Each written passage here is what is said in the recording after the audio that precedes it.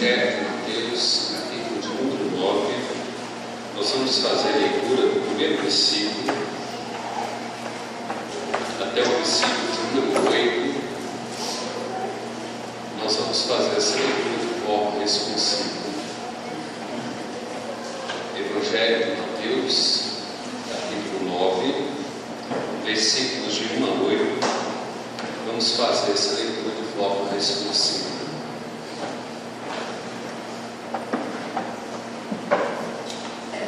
Entrando Jesus no lar, passou para outra banda e foi para a sua própria cidade.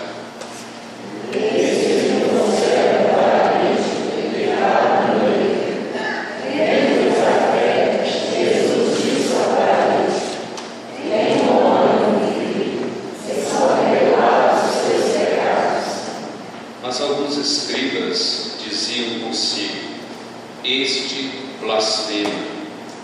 Jesus, porém, conhecendo os pensamentos, disse: por que cogitais o mal no vosso coração? Pois qual é mais fácil? Dizer: estão perdoados os teus pecados? Ou dizer: levanta-te e anda?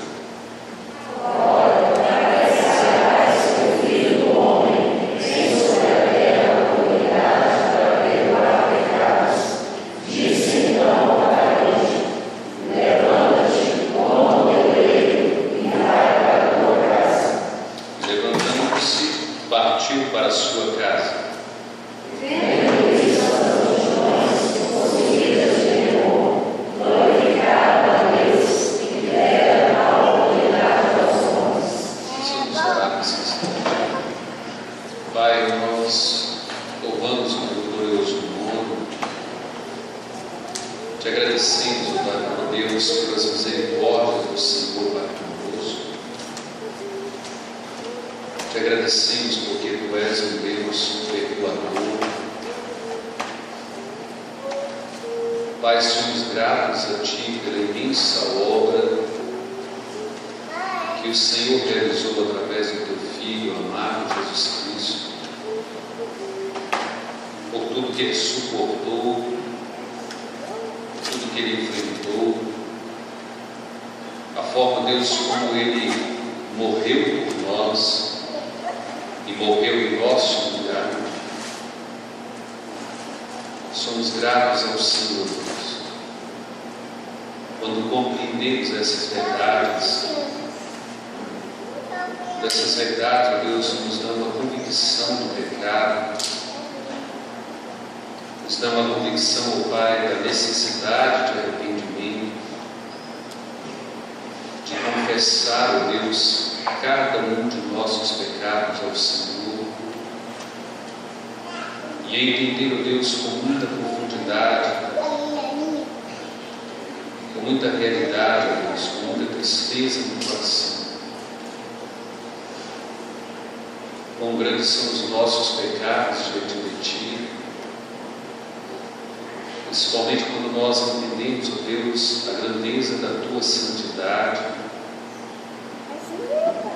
a grandeza da Tua perfeição, o quanto o Senhor é justo, Pai, o quanto o Senhor é reto, e acima de tudo, Pai, o quanto o Senhor é benigno, o quanto o Senhor é misericordioso, o quanto o Senhor, Pai, se compadece de cada um de nós. Ajuda-nos, ó Deus, a olhar para esse Cristo e entender a razão pela qual Cristo perdoa pecados. Não somente entender, ó Deus, mas que ao entender o texto sejamos impactados, convencidos, ó Deus, da nossa miséria, da nossa necessidade de Cristo. Pai, quebrando o nosso coração para que haja arrependimento em nós, Deus. Porque somente o Senhor pode produzir o verdadeiro arrependimento. Somente o Senhor pode provocar, Deus, uma profunda tristeza no nosso coração, na nossa alma. de modo que venhamos perceber, Deus, quão grande foi a dor, o sofrimento, o castigo de Jesus em nosso lugar, Deus. Ajuda-nos, ajuda cada um de nós, quebrando o nosso coração, Deus. Pai, tira de nós todo orgulho, tira de nós toda a arrogância, da falta de fé, toda a falta de convicção do pecado. Ajuda, Deus. Toma cada coração aqui nesta noite em tuas mãos e trabalhe com cada um de nós, Deus, segundo a tua graça, segundo a tua misericórdia. Nós te imploramos e te agradecemos no nome de Jesus. Amém, Senhor. Irmãos, uma das frases do cântico que nós cantamos agora, penúltimo cântico, quando o texto diz lá no cântico que distante de ti não posso viver e não vale a pena existir. Eu acredito, irmãos, que sem dúvida alguma, o dia que a parte desse cântico invadiu a sua mente, o seu coração, a sua alma, você nunca mais será a mesma pessoa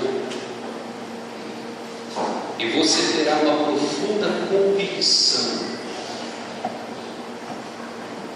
de quem é Jesus para a sua vida. Porque quando ele diz assim, mais do que o ar que eu respiro, preciso de ti, Deus.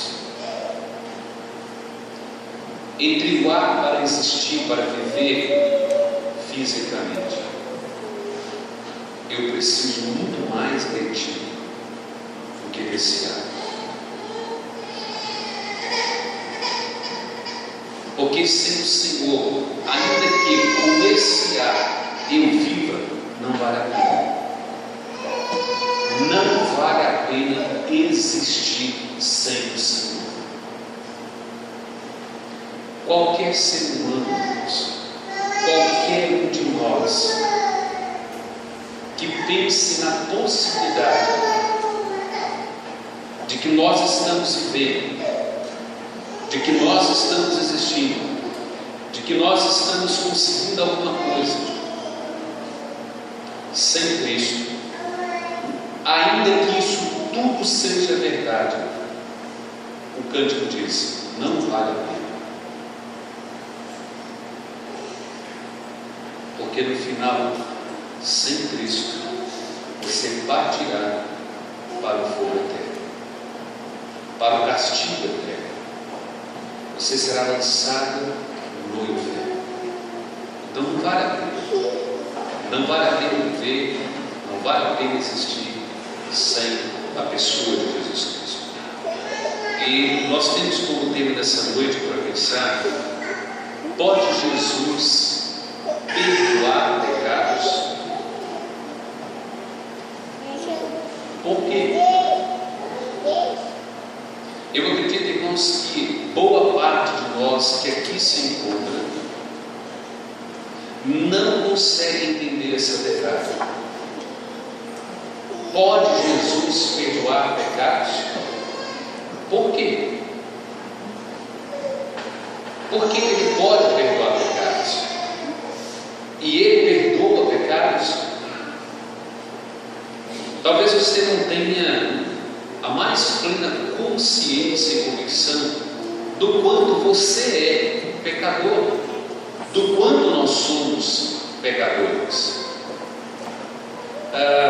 Quando nós lemos Isaías 53, dificilmente nós conseguimos olhar para esse texto e nos enxergar no Cristo. Ter a convicção, professor, olha, a realidade desse Calvário a realidade de todo esse sofrimento, a realidade de todo esse castigo desse servo, a realidade dele ter ido à cruz, ter suportado a ira e o castigo divino, a realidade de Deus moê-lo, de levar sobre ele todas as nossas transgressões. Na verdade, porque nós somos pecadores. E talvez, irmãos, poucas pessoas conseguem olhar para esse texto e conseguem se ver no texto, quando ele diz: olha, pelas nossas transgressões, por causa das nossas iniquidades, por causa de cada um dos nossos pecados, nós andávamos como ovelhas desgarradas, e ele foi ferido, e ele foi moído, por causa de cada um dos nossos pecados. E se você não consegue se ver nesse texto, se você não é convencido de que toda aquela realidade de Cristo em Isaías 53, toda a realidade de Cristo na cruz do Calvário, é unicamente, exclusivamente por sua causa, por minha causa, então nós não sabemos ainda que Jesus perdoou pecados, e não sabemos por que ele perdoou pecados. Digo mais, irmãos, é possível que boa parte dos evangélicos não tenha a mínima noção do que é a tristeza, do que é um arrependimento a respeito do próprio pecado. Às vezes nós nem mesmo conseguimos trazer à mente os nossos pecados, as iniquidades, os pecados que cometemos durante essa semana: difamatório, caluniadores, pensamentos maus, ofensas, falta de amor, indiferença, ciúmes, invejas, corrupções, mentiras, maltratos. E nós não conseguimos, na hora que se pede para fazer uma oração de confissão na igreja, nós não conseguimos trazer isso à nossa mente.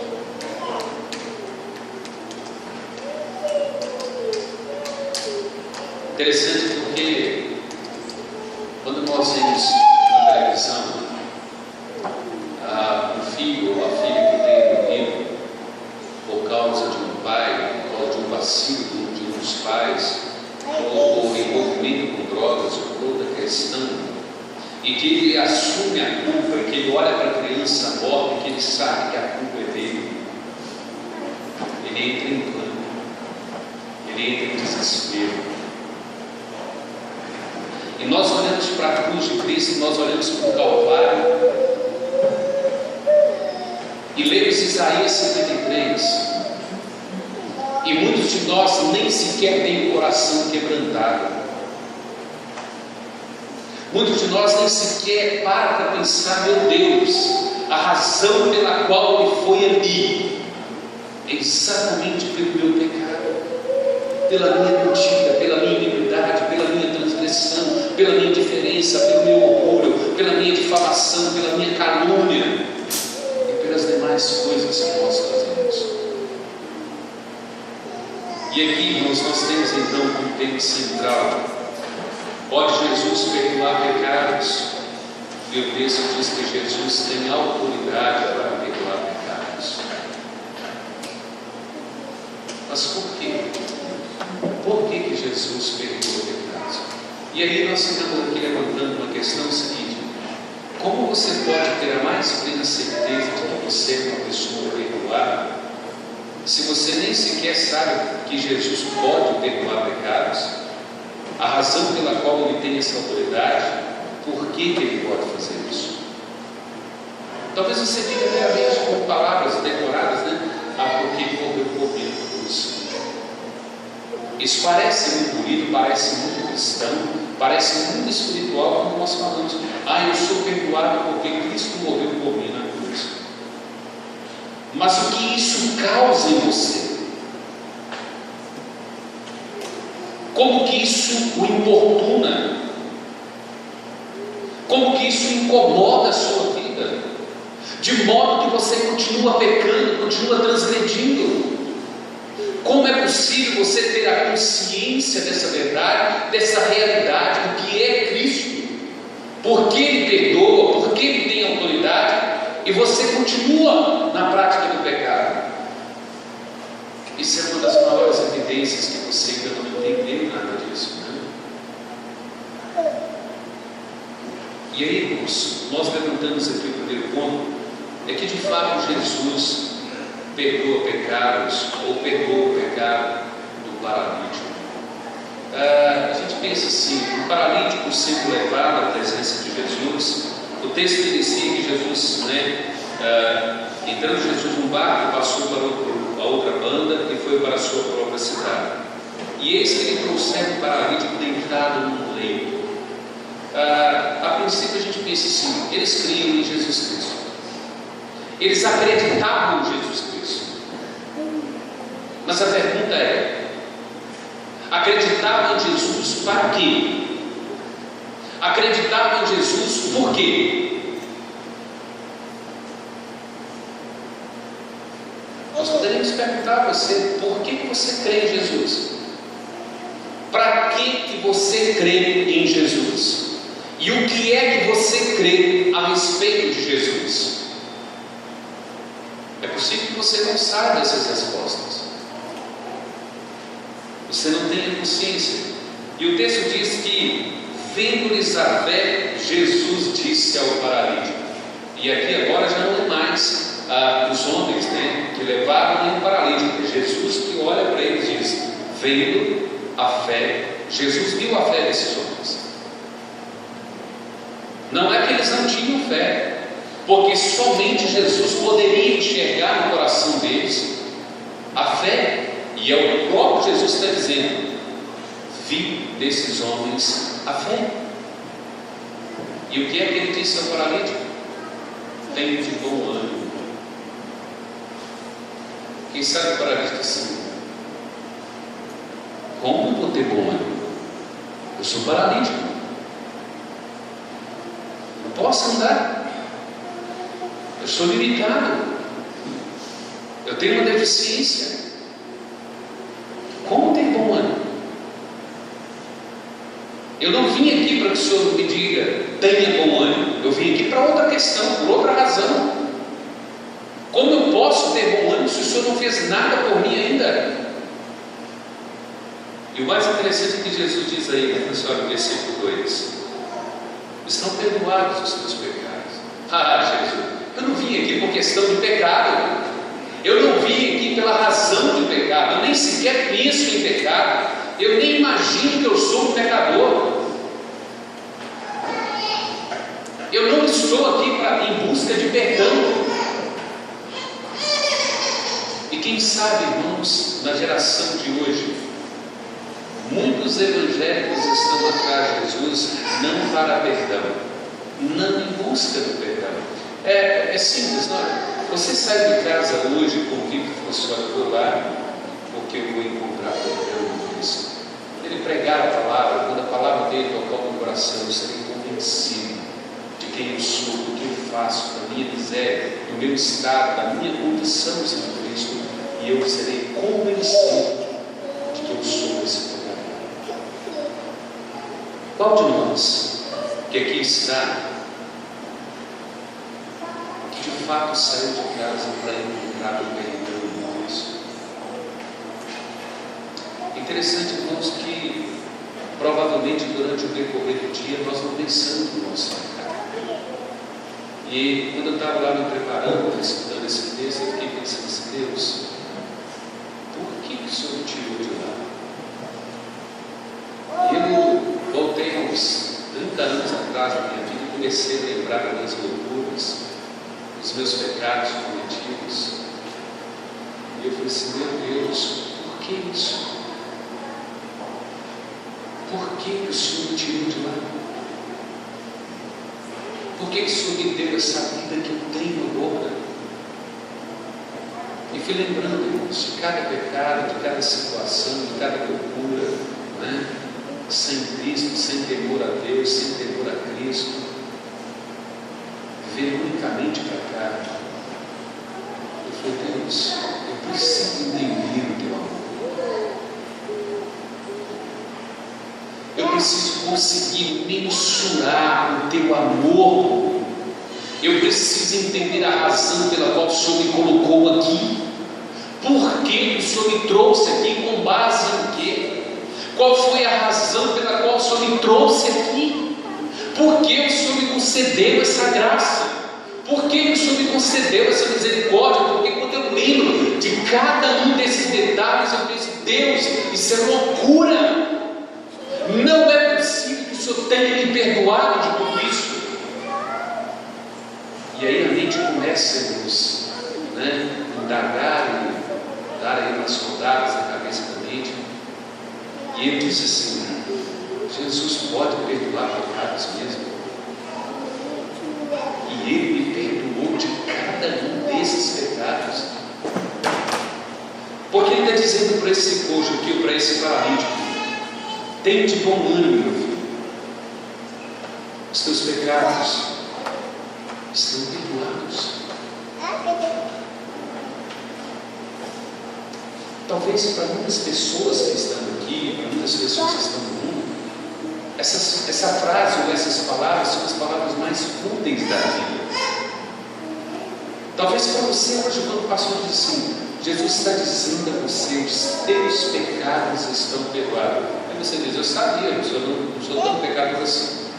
Eu sabia que Deus ia me perdoar. Ele é amor. Deus é misericórdia. Lógico que Ele iria me perdoar. Lógico que Ele me daria perdão. Lógico que Ele me daria uma entrada nos céus. Porque Deus é amor e Ele não manda ninguém para o inferno. Ele não lança ninguém para o inferno. E por causa dessa consciência, desse entendimento errado, nós não temos a mínima noção do valor dessa frase: os teus pecados estão perdoados. E aqui, irmãos, o próprio Jesus dá a esse homem uma coragem para estar na presença dele. Quando ele diz assim: olha, tenha de bom ânimo, tenha coragem, não tenha medo. Essa frase ela foi usada algumas vezes no Novo Testamento. Lembram da mulher hemorrágica, quando toca em Jesus? Muitas das pessoas pediam para tocar em Jesus e eram curadas. Aquela mulher com hemorragia, ela não pediu, ela tocou meio que com medo, meio que escondido. Olha, se eu conseguir tocar nas vestes dele, eu já estou curado. Mas Jesus não deixa passar despercebido. Ele viu quem tocou. E ele disse para a mulher: não temas, tenha coragem de estar na minha presença. Lembra no domingo que eu disse assim: abra o seu coração, tenha coragem diante de Deus, seja homem diante de Deus, abra o seu coração, não tenha medo, se achegue a Ele, se coloque diante dele e diz a Ele: sou isso mesmo, Deus, o Senhor está certo, o Senhor está coberto de razão, é o meu pecado, é a minha transgressão, é a minha iniquidade, é a minha inveja, é a minha mentira, é o meu orgulho, é a minha arrogância, é a minha autossuficiência, é tudo isso que levou esse Jesus à cruz. E ainda assim o Senhor me diz: os teus pecados estão perdoados. Porque se verdadeiramente esse homem tinha a convicção do seu pecado, e se verdadeiramente ele cria que Jesus é o próprio Deus encarnado, o Filho de Deus, esse homem teria que ter muita coragem para chegar diante de Jesus.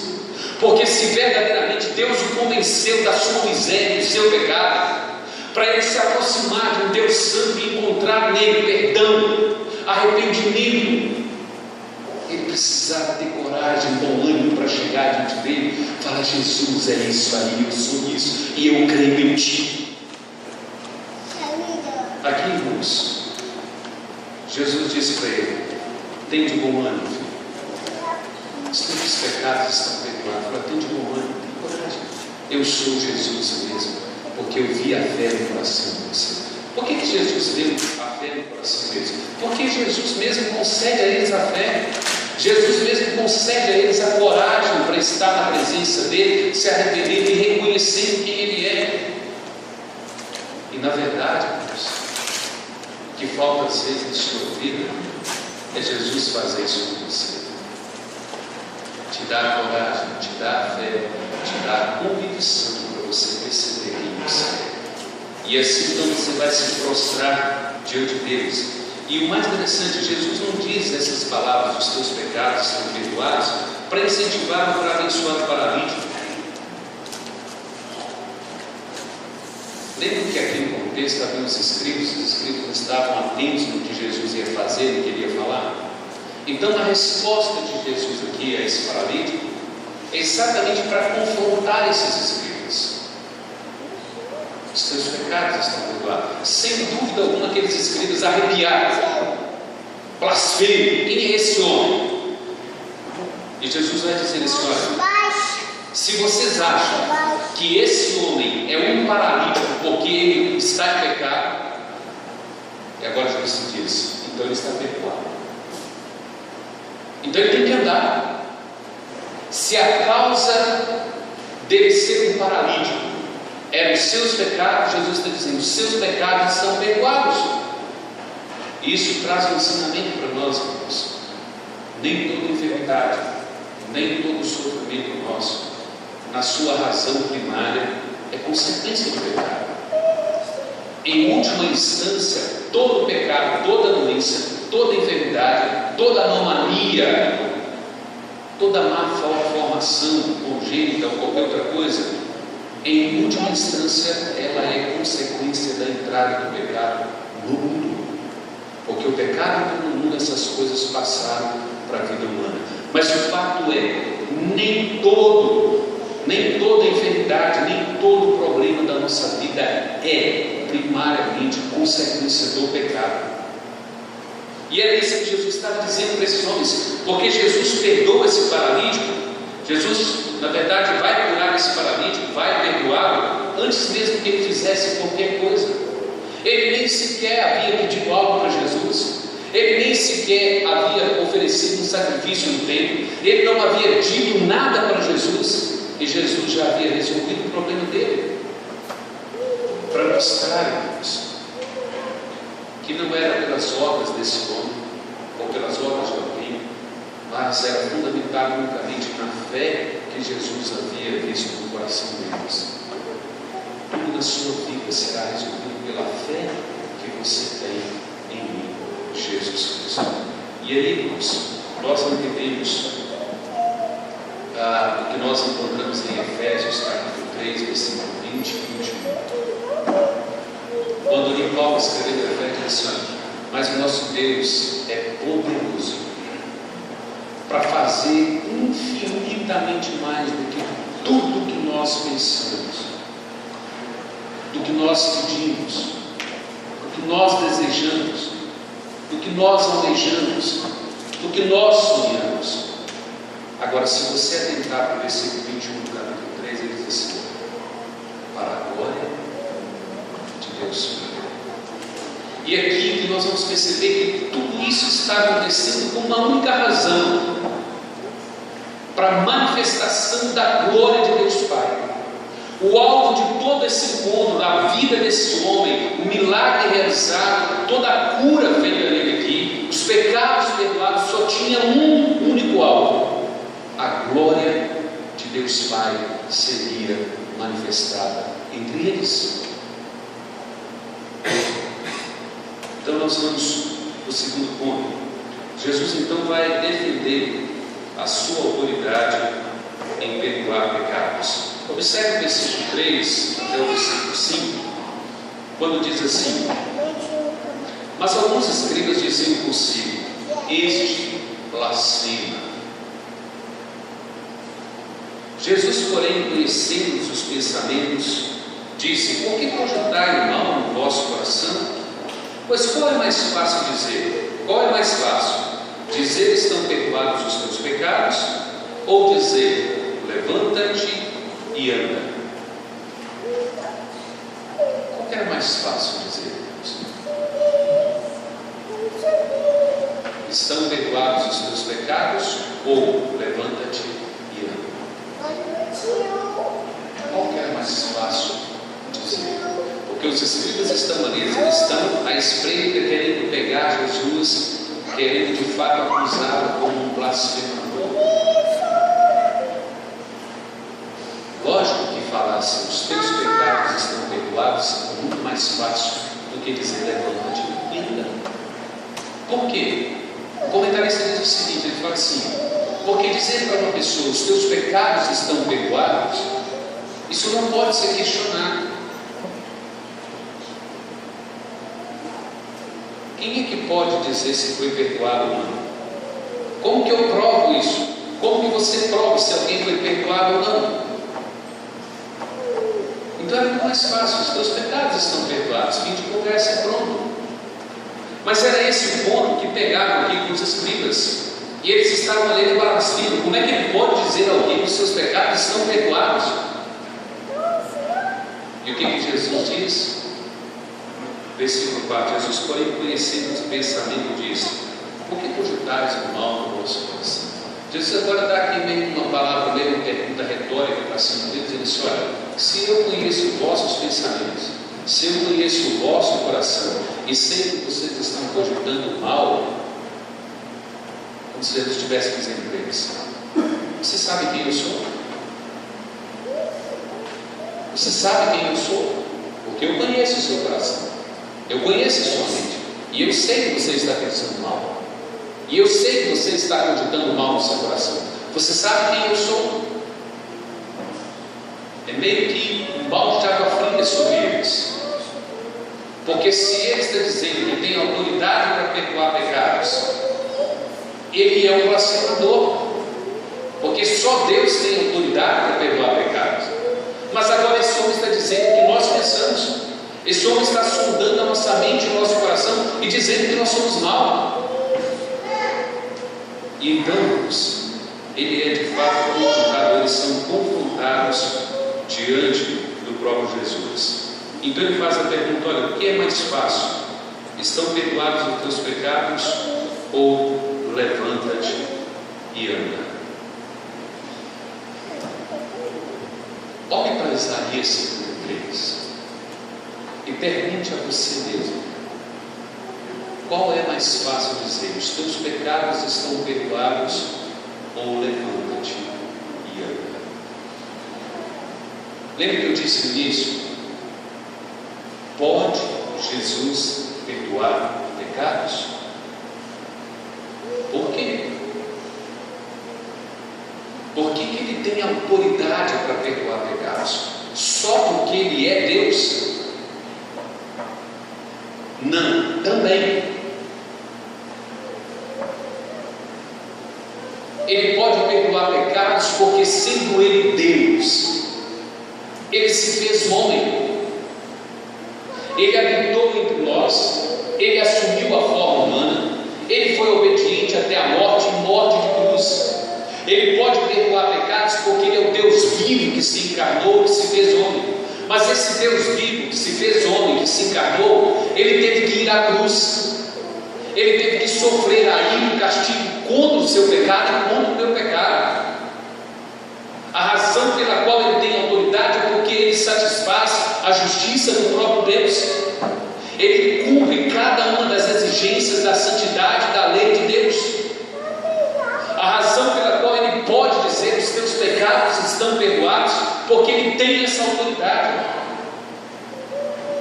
Ele não está ignorando o pecado do pecador, ele não está fazendo vistas grossas ao seu pecado, ao meu pecado. O que ele está dizendo é: a autoridade que eu tenho, porque eu sou Deus vivo e verdadeiro, que se encarnou, que se fez carne, que foi à cruz, que suportou a ele, que sofreu o castigo, que morreu por você, que morreu em seu lugar, que pagou por cada um desses pecados, que você pode trazer à mente sem medo e confessar a ele, porque ele pagou toda a sua dívida, ele quitou todo o seu pecado.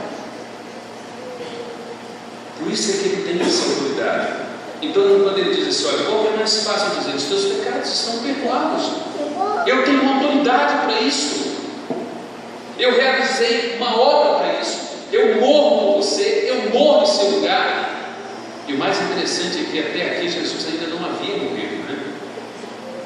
É preciso continuar crendo pela fé numa obra redentora. Assim como todos os homens santos do passado tiveram que ser salvos pela fé em Jesus Cristo, mesmo quando Jesus ainda nem existia, mas eles criam um Redentor que Deus haveria de levantar para redimir a humanidade.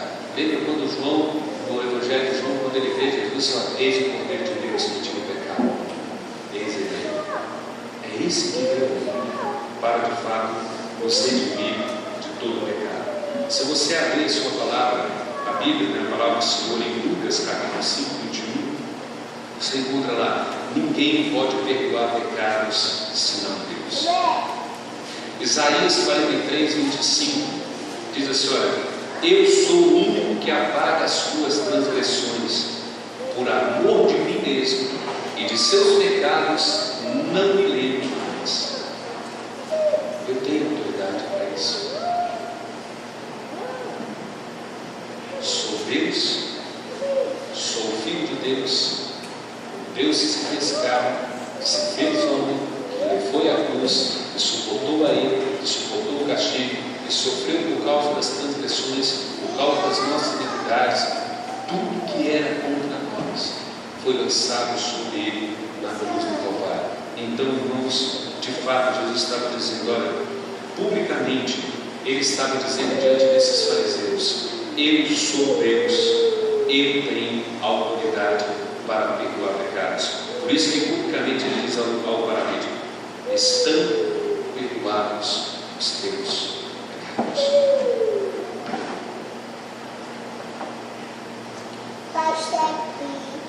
Você precisa ter essa convicção. Você tem a mais plena consciência de que Jesus perdoa cada um dos seus pecados. Olhe para o seu coração. Procure trazer em sua mente agora tudo aquilo que você fez e cometeu no passado, no presente. Comece a trazer em sua mente cada um desses delitos, cada uma dessas iniquidades, cada uma dessas transgressões. E olhe e veja se você tem a mais plena convicção. Jesus, o Senhor pagou cada um deles. O Senhor quitou cada um deles. E eu estou convicto de que o Senhor perdoa todos os meus pecados. E eu não vou mais viver na prática do pecado. Terceiro e último, Jesus demonstra a sua autoridade em perdoar pecados. Lembra quando ele faz a pergunta: qual é mais fácil?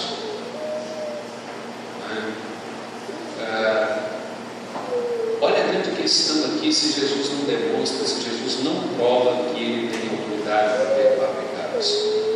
Os escribas poderiam voltar para casa e dizer: falar para as pessoas que estão curadas, tudo bem, até eu falo. Ou está perdoada, até eu falo. O problema é provar se essa pessoa foi perdoada.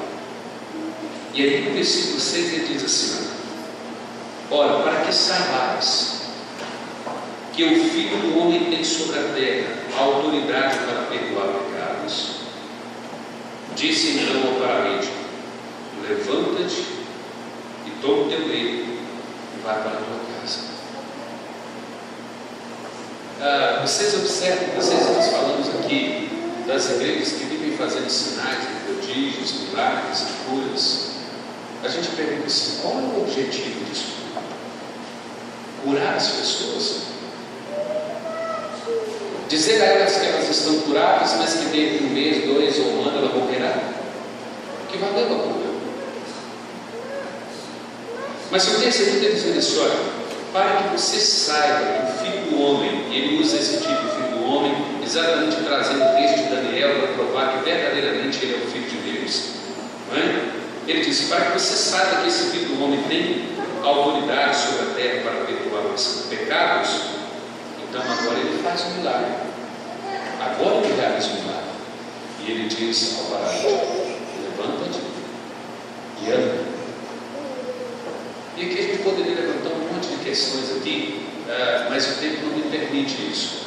A gente pensa assim, observe aqui nessas igrejas neopentecostais, quantas vezes o pastor ou o obreiro precisa falar para uma pessoa que ele está liberto, que ele está curado, que ele pode andar. Quantas vezes ele diz?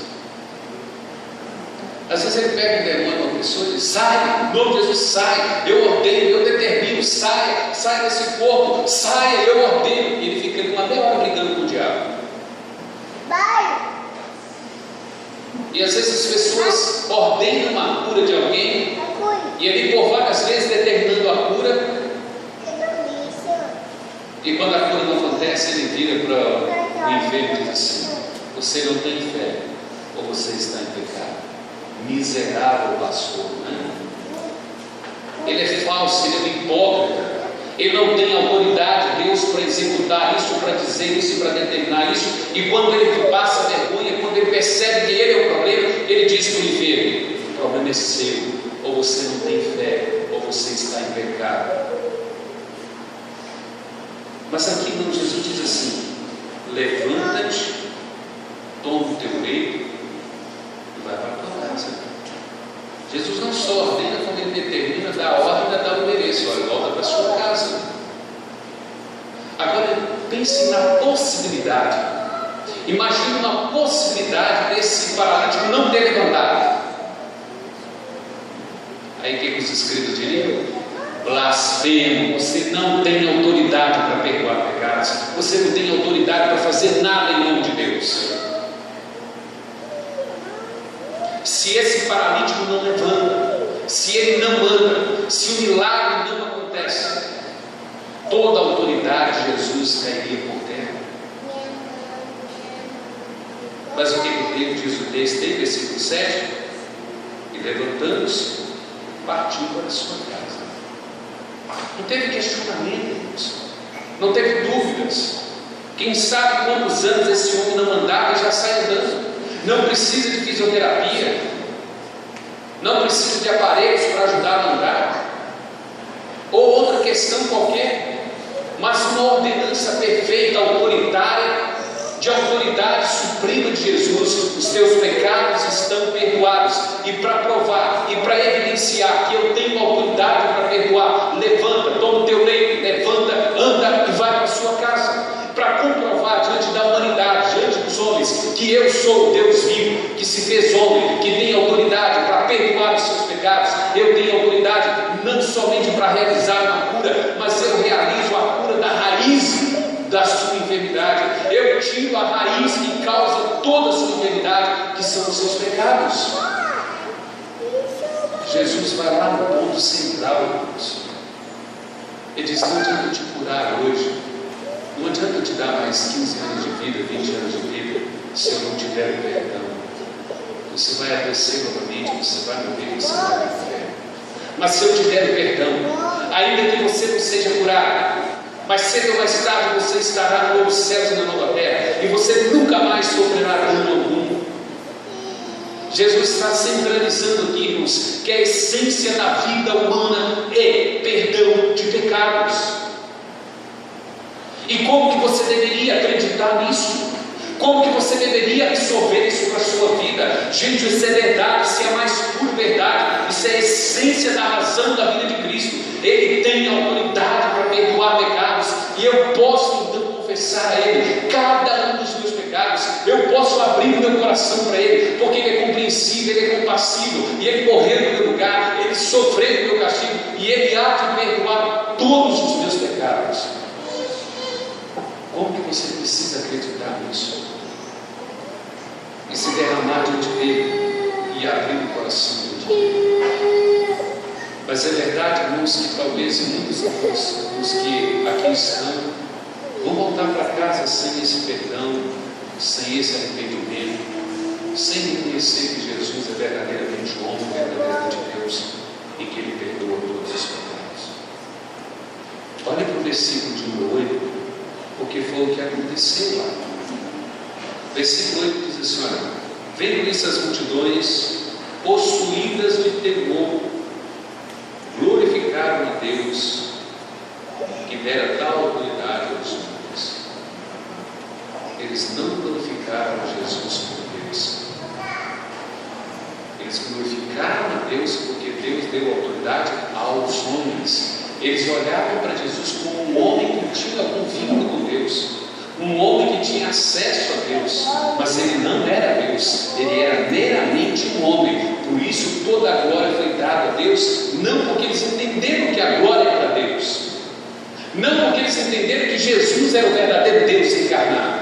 E eles então aqui olham para Jesus meramente como homem, como alguém que teve o privilégio de receber esse dom de Deus para a cura das pessoas. Vendo isso, as multidões possuídas de temor glorificaram a Deus, que dera autoridade aos homens. Deus, o Senhor deu autoridade a esse homem para realizar essas obras. O Senhor é grandioso, o Senhor é maravilhoso, mas não entenderam Jesus como Deus encarnado, como Deus que morreu, como Deus que quitou a nossa vida, como o verdadeiro Deus que se fez homem para morrer em nosso lugar. E é possível que talvez você volte para casa pensando assim sobre Jesus. E o nosso desafio nessa noite, irmãos, é que você precisa olhar para as verdades desse texto. Olha, esse homem ficou curado, esse homem foi perdoado de todos os seus pecados. O texto prova claramente que Jesus tem autoridade tanto para perdoar como para curar. E a minha pergunta é a seguinte: você vai voltar para casa sem essas condições da sua vida? Porque a implicação que eu quero levantar para você é o seguinte: você sabe por que Jesus tem autoridade para perdoar pecados? Está aí no seu coração? Eu sei, e eu creio, a razão pela qual ele tem autoridade para perdoar os meus pecados. Você crê nisso? Se você crê nisso, por que essa verdade não te envergonha? Por que essa verdade não te causa tristeza? Por que essa verdade não te causa arrependimento? Por que essa verdade não causa uma mudança de vida em você, de atitudes, de ações? Outra coisa, se ele pode curar a raiz de todo o mal em sua vida, ele pode curar qualquer efeito desse mal na sua vida. Se Jesus pode curar você da raiz que se chama pecado, qualquer outra coisa que o pecado possa causar na sua vida, ele pode curar. Ele tem autoridade para isso. Qual que é a aplicação para você, família? Coragem para ter fé, para se aproximar de Cristo, para se arrepender, para mudar de vida. Você precisa olhar para esse Cristo, para essa verdade, e pedir a Deus que te dê a mesma coragem que Ele deu para esse paralítico. Senhor, me dá essa coragem, me dá essa fé, para que eu me aproxime de Ti, para que eu me arrependa, para que eu tenha mudança de vida, para que toda essa verdade possa impactar a minha vida, possa causar transtorno de vida, possa causar arrependimento na minha vida, uma profunda tristeza, ainda que a alegria venha em conjunto dessa pessoa. A alegria de saber que Ele me perdoou, que Ele mudou cada uma das minhas vidas, e agora eu sou perdoado para viver a eternidade. Isso precisa te dar coragem, te aproximar de Cristo, provocar em você um profundo arrependimento, tristeza, uma mudança verdadeira de vida em você. Você precisa ser transformado por essa verdade. Vamos curvar as nossas cabeças e vamos orar a Deus.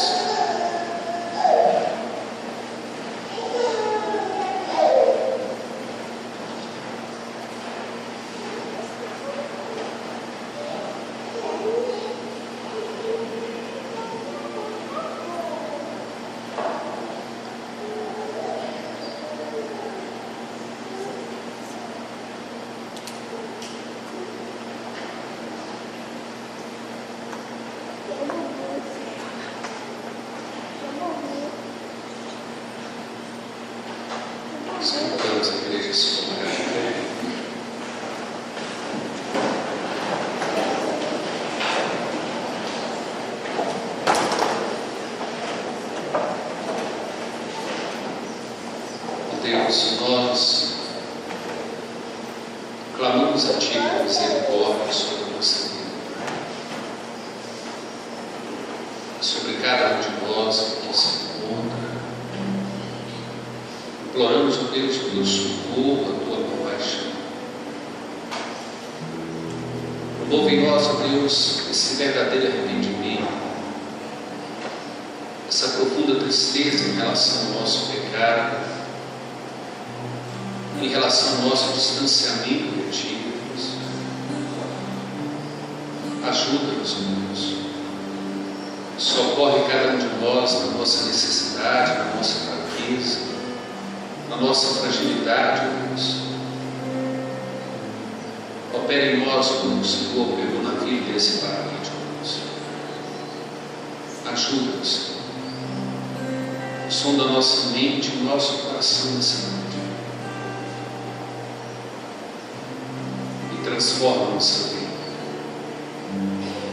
Transforma a nossa vida para a glória do Senhor. Nós te imploramos, Deus. Nós te agradecemos. No nome de Jesus. Amém, Senhor. E que a graça de nosso Senhor e Salvador Jesus Cristo, que o amor do nosso Deus eterno e poderoso Pai, que a comunhão e a consolação do Espírito Santo seja com todos vós e com todo o povo de Deus espalhado sobre a face da terra, agora e para todos sempre. Amém.